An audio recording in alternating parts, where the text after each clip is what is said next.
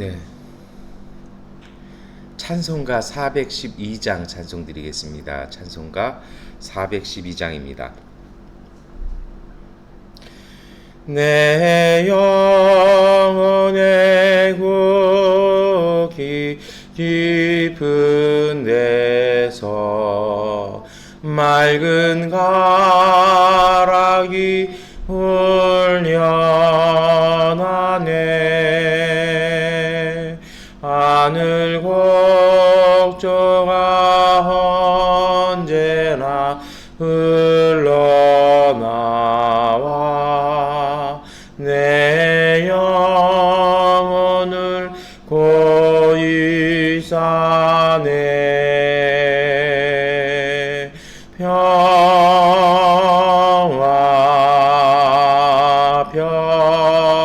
평화로다 하늘 위에서 내려오네.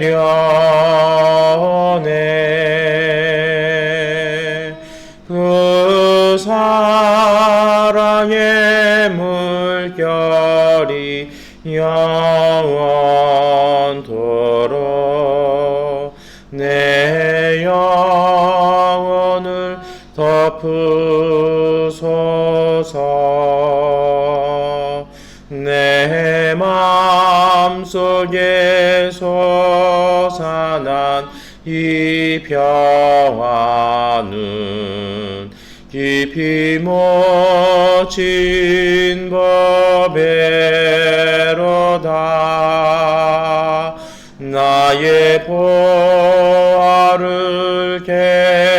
캐내어 가져갈 자 그 아무도 없으리라.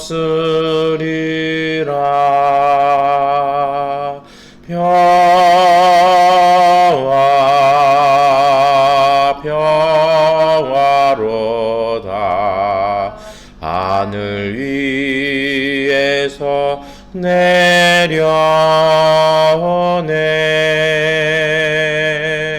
그 사랑의 물결이 영원토록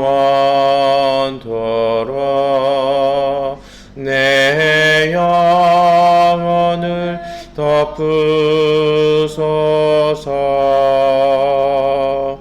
내 영혼의 평화가 넘쳐남은 주의 큰 복을 받음이라. 내가 주야로 주님과 함께 있어 내 영혼이 편히 쉬네.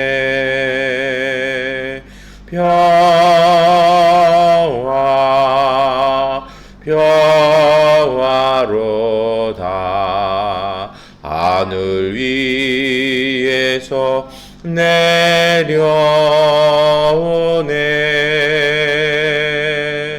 그 사랑의 물결이 영원토록 내 영혼을 덮으소서. 이 땅 위에 험한 길 가는 동안 참된 평화가 어디 있나. 우리 모두 다 예수를 친구 삼아 참 평화를 누리겠네.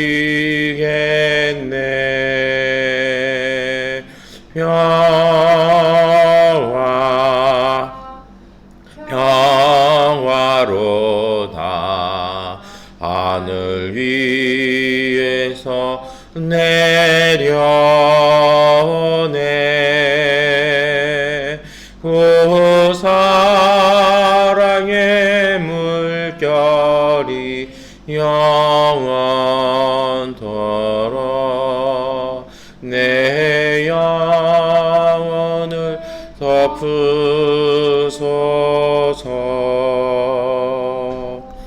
아멘.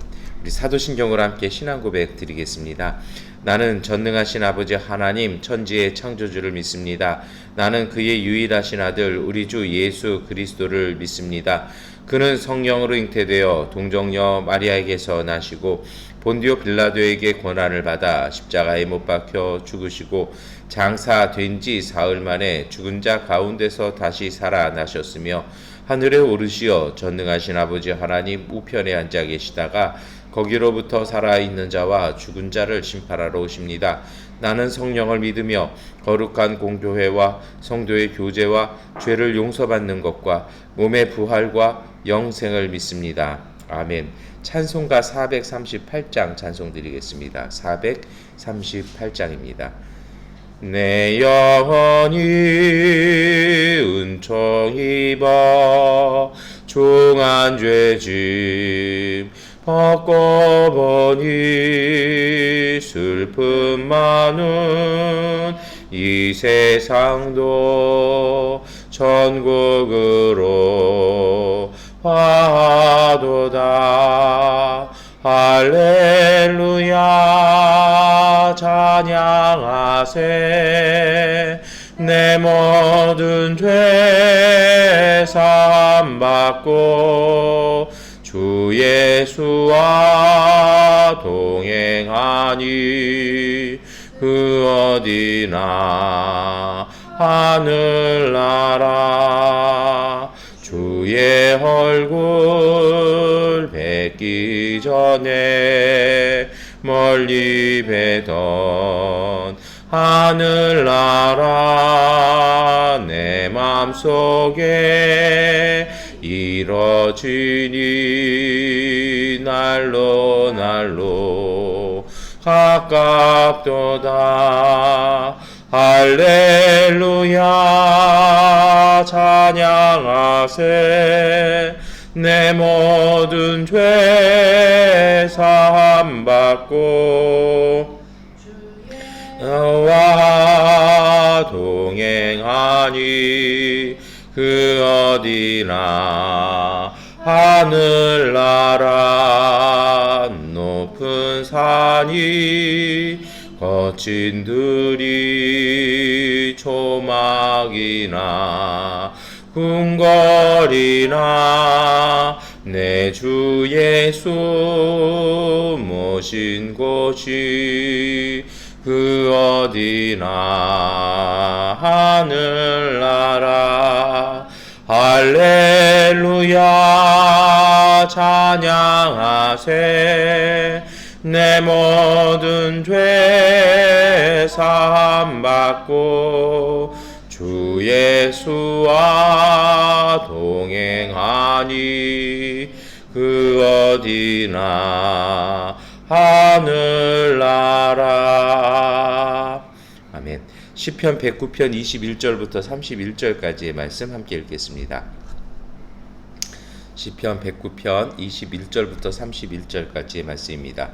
주님은 나의 하나님이시니 주님의 명성에 어울리게 나를 도와 주십시오.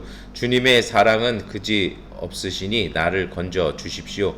나는 가난하고 빈곤합니다. 내 마음이 깊은 상처를 받았습니다.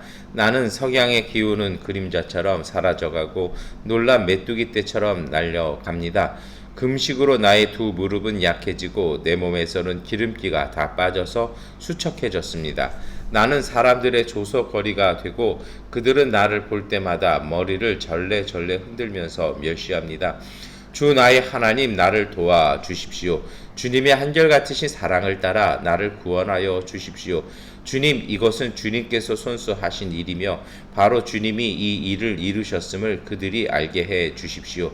그들이 나에게 저주를 퍼부어도 주님은 나에게 복을 주십니다. 그들은 치려고 일어났다가 부끄러움을 당하여도 주님의 종은 언제나 즐거워하게 해 주십시오. 나를 고발하는 사람들은 수치를 뒤집어 쓰게 해 주시고 그들이 받을 수모를 겉옷처럼 걸치고 다니게 해 주십시오. 내가 입을 열어서 주님께 크게 감사드리며 많은 사람이 모인 가운데서 주님을 찬양하련다. 나를 고발하는 자들에게서 나를 구원해 주시고 주님께서는 이 가난한 사람의 오른쪽에 서 계시기 때문이다. 아멘. 여러분 오늘 우리가 함께 읽었던 시편 109편은 다윗이 불렀던 시라고 이렇게 1절 위에 이렇게 부제가 사실은 붙어 있습니다. 그래서 함께 읽으셨던 21절 이전까지는 어떤 분은 이걸 탄원시라고 얘기를 하고요. 어떤 분들은 이걸 저주시라고 이렇게 얘기를 해요. 왜냐하면 내용이 다윗이 아마도 이렇게 좀 어려움을 많이 겪고 있을 때 자기를 괴롭히는 사람들을 좀 이렇게 어떻게 해달라고 막 이렇게 막 열심히 탄원하는 내용이 이제 1절부터 20절까지 이야기고 21절부터 이제 30절, 31절까지는 또 다른 내용의 이제 기도들이 이렇게 나오죠. 근데 저는 이것을 저주시라는 거는 조금 너무 지나친 것 같아요. 그래서 탄원시에는 해당되는데 이게 저는 또 탄원시라고 보기는 어렵다라고 봐요. 그러면 우리가 사실 함께 읽었던 21절에서 31절까지의 말씀에도 어떤 내용들이 계속됩니까? 내가 너무 수척해졌고 내가 금식을 너무 힘들어서 금식을 많이 해서 기름도 다 빠져나갔고 뭐 이 마음 너무 많은 상처 받았으니까 25절부터는 자기가 받고 있는 고난과 사람들로 말미암은 어려움에 대해서 쭉 얘기를 하면서 구원해 달라고 이렇게 기도를 하죠.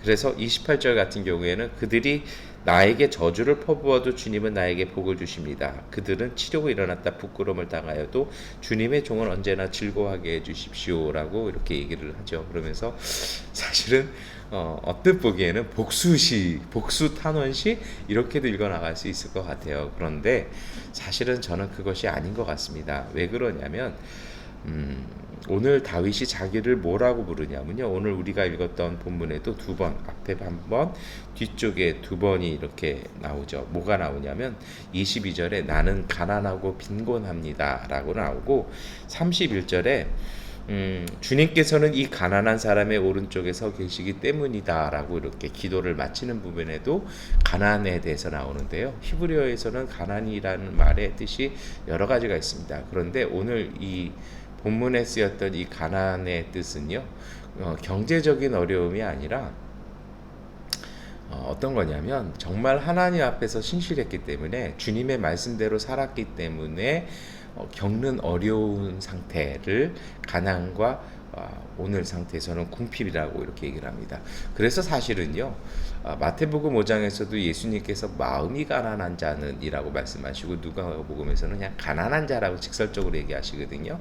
그래서 누가복음 같은 경우에 가난한 자에게는 복이 있고 이 부자들아 너희에게 화가 있을지어다라고 얘기를 합니다. 근데 이것을 마태복음에 오니까 마음이 가난한 자는 복이 있나니라고 돼 있고 우리 한국어 성경에서는 심령이 가난하다라고 번역을 해놨습니다. 그래서 간혹 아주 오랫동안 이것을요 마음이 가난한 사람이어서 영적으로 목마른 사람 이렇게 이제 해석을 했었어요. 근데 어느 정도는 맞는 얘기입니다만 사실은 잘못된 거죠. 여기서 말하는 그 가난은 경제적 가난이 얘기를 하는 것이 아니라 정말 하나님의 말씀대로 살려고 노력했기 때문에 겪게 되는 고난과 어려움들을 가난이라고 설명한 것입니다. 그래서 구약 성경은 이것을 의인이라고 얘기를 하는 단어로도 씁니다. 그래서 이거는 의로움의 가난이라고도 얘기를 하죠. 뭐 우리 역사에도 우리 사회에도 그런 분들 많잖아요. 정말 전체 사회를 위해서 일하다 보니까 가족은 고생하고 자녀들은 고생하는 분들 이렇게 있지 않습니까? 그래서 나라를 팔아먹으면 3대가 부자가 되고 독립운동하면 3대가 가난하게 된다 할 때의 그 가난이 갖는 의미는 바로 그런 어떤 정의로움을 얘기를 하는 것입니다. 그렇게 이 가난을 바로 보게 된다라면 내용이 좀 달라질 수 있습니다. 해석이 달라지죠. 어떻게 되는 것입니까? 그저 내 개인적인 일에 대한 탄원과 하나님 저 사람들 저 대신에 벌해주세요 이것이 아니라는 것이죠. 그것보다는 무엇입니까?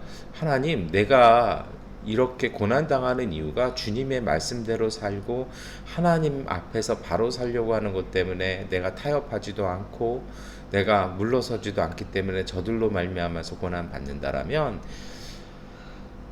나 대신에 저 사람들 복수해 주세요라는 의미가 아니라 사실은 어떤 것이 주님의 말씀이고 어떤 것이 진정한 정이고 어떤 것이 옳음인지를 드러나게 해달라는 것입니다. 다시 말해서요, 내가 걷고 있는 이 삶, 어렵고 곤란하지만 내가 걸어가고 있는 이 믿음의 길, 하나님의 말씀으로 말미암는 이 길이 정당함을 보여달라는 것입니다. 내가 아니라 그들에게 보여달라는 것이죠. 그래서 하나님 도와달라고 얘기하는 걸, 이걸 너무 쉽게 해석하면 그래 잠언의 말씀을 따라 모든 복수는 하나님께 맡겨라 라는 얘기가 아니고요. 사실은 저는 그래요. 이 시편 109편 말씀은 그런 말씀을 던지는 것 같아요. 네가 지금 저 사람들하고 겪고 있는 고통이나 어려움들이 정말 정당한 것인지, 아니면 정말 정당하라면 하나님, 저는 정말 주님 앞에서 바로 서 있으니 저의 옳음이 저 사람들에게 입증되게 하여 주옵소서라고 기도할 수 있을 정도로 정당하냐라는 것입니다. 먼저 우리에게 그것을 묻고 있는 기도 같습니다. 오늘 우리가 믿음대로 산다라는 것, 신앙을 따라 하나님을 믿고 산다라는 것, 저는 그거 같아요. 세상 속에서 신앙 때문에 어렵고 힘든 길을 선택해서 그걸로 겪는 고난, 어려움들, 때로는 회의가 들 때도 있죠. 그런 상황 속에서 주님, 이 길의 오름이 드러나게 하여 주시고 사람들이 알게 하여 주옵소서라고 기도할 수 있는 그러한 자세가 필요할 것 같습니다. 말씀을 드렸습니다만 이렇게 하기 위해서 먼저 필요한 것이 있습니다. 그것은 믿음입니다. 제가 간간히 말씀드립니다만 믿음이라는 것은요, 그냥 우리가 마음으로 이걸 믿어야지, 이것이 믿음이 아니에요. 믿음이라는 건 대상이 필요한 겁니다. 라틴어에서의 믿음이라는 말의 뜻은요, 그리고 사실은 히브리어에서도 그런 뜻이 있습니다만, 정말 내가 일평생을 살아가면서 목숨을 걸 만한 소중한 것을 만나서 그것을 소중히 지켜내는 것입니다. 마치 예수님께서 밭에 감추인 보아 말씀하시잖아요. 그 보아가 감추어 있으니 자기 전 재산을 팔아서 그것을 샀다. 그럴 수 있는 게 믿음이거든요. 여러분, 오늘 우리가 그 믿음으로 당당한 삶이 되었으면 좋겠습니다. 때로 어려움도 겪고 고난도 겪습니다. 그러나 그 어려움과 고난 속에서 주님, 그 고난 때문에 눌리고 그 어려움 때문에 고통당하는 것이 아니라 주님, 이 길이 맞습니다. 이 길이 맞기 때문에 이제는 다른 사람들도 좀 알게 하여 주옵소서라고 기도할 수 있는 그러한 기도를 하는 오늘 우리의 삶이 되었으면 좋겠습니다. 마지막으로 말씀드릴 수 있는 것은 이것입니다. 하나님은 그 길 가운데 함께 하십니다. 하나님은 이 기도를 들어주십니다. 그것이 바로 예수님의 십자가 고난에서 부활로 이어지는 은총이죠. 예수님께서 십자가 위에서 내 영혼을 아버지 손에 맡깁니다라고 그 믿음으로 그 고통을 담당하셨습니다. 그것이 저는 믿음의 길인 것 같아요.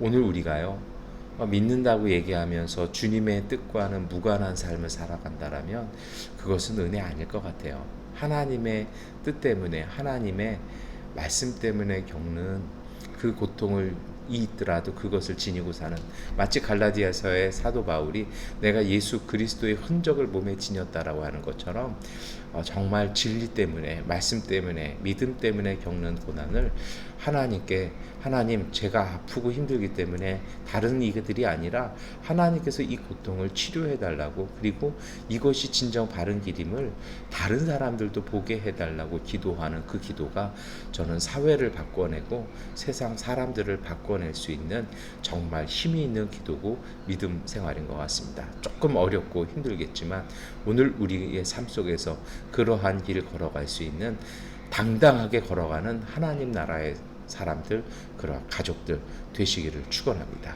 기도하겠습니다. 전능하신 아버지 하나님, 오늘 우리 가운데 오셔서 우리에게 주님의 뜻을 보게 하여 주옵소서. 그래서 주님, 이제 우리가 그 길이 진리고 생명이기 때문에 믿음으로 당당히 걸어가게 하여 주옵소서. 가끔씩 어려움을 겪고 곤란함을 겪습니다. 사람들의 반대와 사람들의 핍박도 겪습니다. 그러나 주님, 하나님의 뜻이기에 그 옳고 선한 길을 버리지 아니하고 그 길 오롯이 걸어가게 하시며, 하나님께서 오늘 우리를 이끌어 주시고 우리를 지켜보고 계심을 믿으며 오직 주님만 의지하고 걸어가는 우리의 삶이 되게 하여 주옵소서. 그래서 핍박하는 자들에게는 부끄러움을, 그리고 고민하고 있던 자들에게는 확신을 줄 수 있는 그러한 은혜의 길을, 하나님 나라에 이르러가는 그 길에 사람들을 초대할 수 있는 믿음의 삶 되게 하여 주옵소서. 예수님의 이름으로 기도드립니다. 아멘. 우리 모두 하나님께 기도하는 시간 갖도록 하겠습니다.